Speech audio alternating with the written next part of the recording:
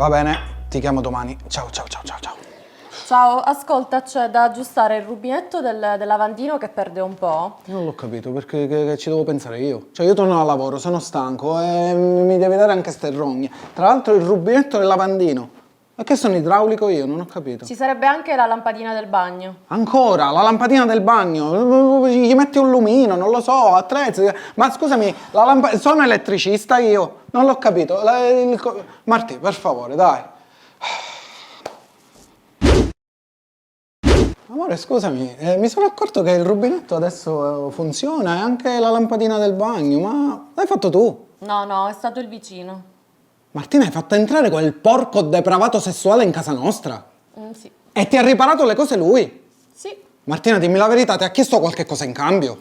Sì, mi ha detto di o andare a letto con lui oppure fargli una torta. E tu gli hai fatto una bella torta?